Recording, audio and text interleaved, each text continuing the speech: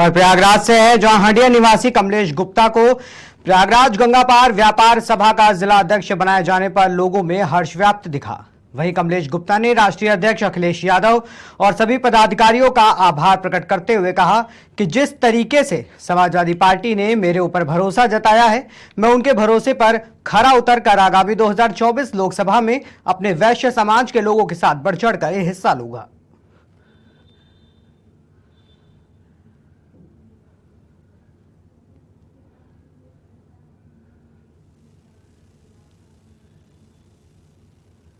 जी, आपको समाजवादी पार्टी व्यापार सभा का जिला अध्यक्ष बनाया गया है प्रयागराज का, और इसके बारे में क्या कहना है? दूसरी चीज क्या है कि आगामी लोकसभा चुनाव है, आप प्रयागराज जनपद में वह समाज और पिछड़ा समाज को कितना जोड़ सकते हैं, इसमें क्या आपकी रोल होगा? सबसे पहले मैं आप सबको धन्यवाद देना चाहता हूँ, मीडिया बंधु को, और समाजवादी पार्टी के राष्ट्रीय अध्यक्ष आदरणीय अखिलेश यादव और समाजवादी पार्टी के प्रदेश अध्यक्ष आदरणीय नरेश पटेल बाबूजी और समाजवादी पार्टी के व्यापार सभा के प्रदेश अध्यक्ष आदरणीय प्रदीप जायसवाल जी के नेतृत्व में हमको जिला अध्यक्ष प्रयागराज गंगा पार का बनाया गया है व्यापार सभा का। मैं उन लोगों को धन्यवाद देना चाहता हूं और बधाई देना चाहता हूं जो हम पर एक कार्यकर्ता पर विश्वास जताए और वो प्रयागराज गंगा पार का जिला अध्यक्ष व्यापार सभा का बनाए हैं। आगामी लोकसभा चुनाव सामने है 2024 में, और आपको ऊपर इतनी बड़ी जिम्मेदारी दी गई है। आप एक छोटे से कार्यकर्ता थे और आज आपको जिले के कमान सौंपी गई है, तो कहीं न कहीं वह समाज को भाजपा अपना वोट बैंक मानता है, इसमें आपकी भूमिका क्या होगी? ऐसा है कि वैश्य समाज को भारतीय जनता पार्टी से कोई लाभ नहीं मिला और वैश्य समाज का हम जोड़ने का काम करेंगे। सभी वैश्य समाज के बंधुओं को जोड़ेंगे, चाहे जायसवाल हो, चाहे केसरवानी हो, चाहे अग्रवाल हो, चाहे मोदनवाल हो, चाहे गुप्ता हो, चाहे अग्रहरी हो, चाहे भुजवा हो, चाहे मदेशिया हो, जो भी है सभी वैश्य समाज को हम जोड़ने का काम करेंगे।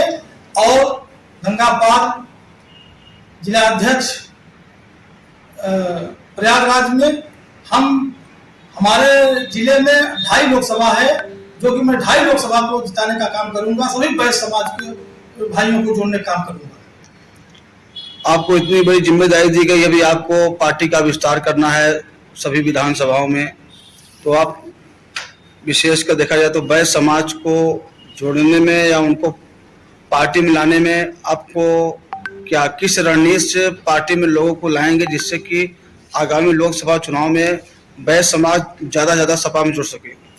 वैश्य समाज को मैं जोड़ने का काम करूंगा। 5 विधानसभा है, फाफामऊ, सोराव, फूलपुर, प्रभाकर जी, समाजवादी पार्टी व्यापार सभा का कमलेश गुप्ता को जिला अध्यक्ष बनाया गया है, इसके बारे में क्या कहना है? क्योंकि वह समाज को भारतीय जनता पार्टी अपना मूल्य वोट समझती है, तो कहीं न कहीं कमलेश गुप्ता के सपा में जो इतनी बड़ी जिम्मेदारी दी गई है, इसमें भाजपा के नेताओं में खलबली है, इसके बारे में क्या कहना है?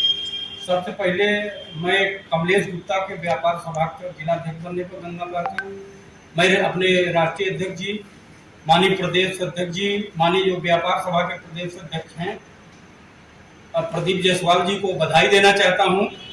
कमलेश गुप्ता की ताकत रही कि हंडिया विधानसभा के अंदर जो नगर पंचायत रही, इन्हीं की ताकत पर हम लोग हंडिया के नगर पंचायत का चुनाव जीते, और 24 में इन्हीं की ताकत पर हम 78 लोकसभा भदोही और फूलपुर समाजवादी पार्टी को जीत के देखे। तो आपने इतनी बड़ी बात कह दिया है कि कमलेश गुप्ता के नेतृत्व में हम लोगों ने विधानसभा चुनाव जीता, ब्लॉक प्रमुख धनुपुर का चुनाव जीता, नगर पंचायत चुनाव जीता, तो क्या 2024 में वैश्य समाज विशेषकर साहू तेली समाज को लोकसभा में जिम्मेदारी मिल सकती है?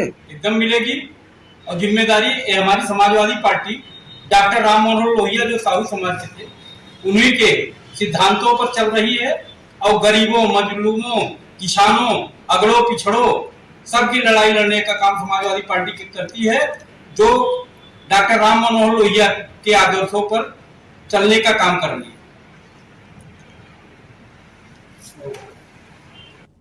निकली थी और कब बागेश्वर।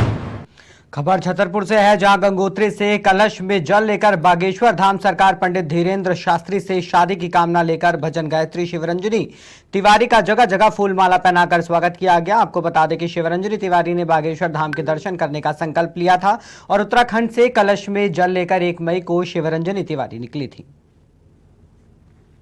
कब निकली थी और कब बागेश्वर धाम पहुंच रही, कितनी किलोमीटर की यात्रा? हम लोग 1 मई को निकले थे और अभी हम लोग 16 जून तक लगभग पहुंच ही जाएंगे, हमें ऐसा लग रहा है।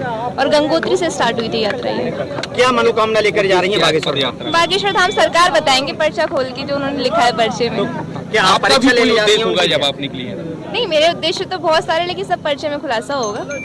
यदि महाराज ना मिले तो फिर तो संसार रह जाएगा। नहीं मिलने का कोई सवाल नहीं है, वो मिलके रहेंगे, उनके दर्शन होंगे। मेरी बालाजी सरकार पे आस्था है और उनके दर्शन तो होंगे। महाराज जी से बात हुई है क्या? नहीं, कभी नहीं हुई। आप पैदल आ रही हैं, गाड़ी से? पैदल। महाराज जी से कभी भेंट हुई है? नहीं। शादी को लेकर कयास लगा रहे हैं लोग, इसमें कितनी सच्चाई है? क्या लगाते रहिए, खुलासा 16 जून को ही होगा जब दर्शन होंगे। क्या माना जाए, शादी आप ही के साथ होगी? मैं इस बारे में कुछ नहीं कहूंगी, महाराज जी से पूछिए इस बारे में। महाराज जी तो अज्ञातवास में हैं, आपके पहुंचने के पहले अज्ञातवास में चले जाएंगे। लेकिन उनके दर्शन होके रहेंगे, भले वो अज्ञातवास में क्यों ना हो, लेकिन दर्शन होके रहेंगे। करने आ रहे हैं कि कोई और उद्देश्य है आपका? जो भी उद्देश्य है वहीं जाके क्लियर होंगे। मतलब बताना नहीं चाहेंगे अभी किसी को आप कुछ? जैसा कि आप भजन गायिका हैं जी, तो लोकप्रियता पाने के लिए बागेश्वर धाम पैदल यात्रा लेकर जा रहे हैं। देखिए, ऐसा सस्ती लोकप्रियता, पब्लिसिटी और ये एजेंडा जो भी लोग बोल रहे हैं, मैं उनके लिए यही कहूंगी।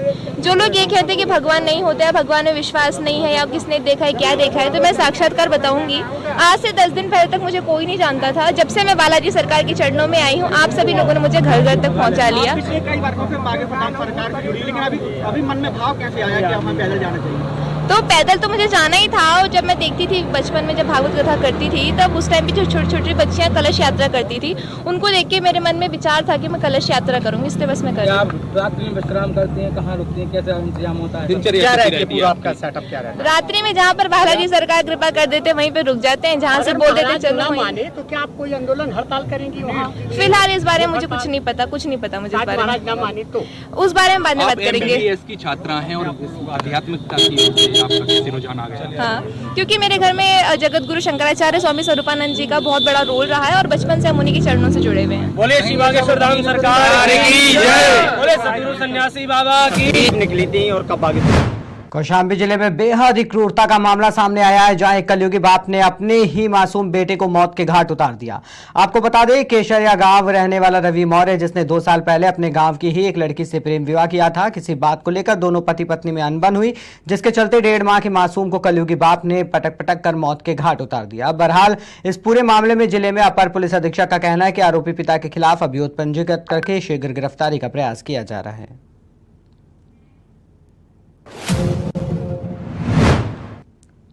खबर देवरिया से है, जहां केंद्र सरकार और राज्य सरकार स्वच्छ भारत मिशन चलाकर भारत स्वच्छ बनाने का कार्य कर रही है। वहीं आदर्श नगर पंचायत सलेमपुर के अधिकारी सरकार के सपने को पलीता लगाते हुए नजर आ रहे हैं। आपको बता दें, सलेमपुर नगर पंचायत में नाली ओवरफ्लो होकर सड़क पर बह रही है, जिससे वहां के रहने वाले लोग और राहगीरों को काफी दिक्कतों का सामना करना पड़ रहा है। जहां एक तरफ स्वच्छ भारत अभियान चलाया जा रहा है, वहीं आदर्श नगर पंचायत सलेमपुर में गंदगी का भरमार लगा है और जिम्मेदार लोग मूक दर्शक बने हुए हैं।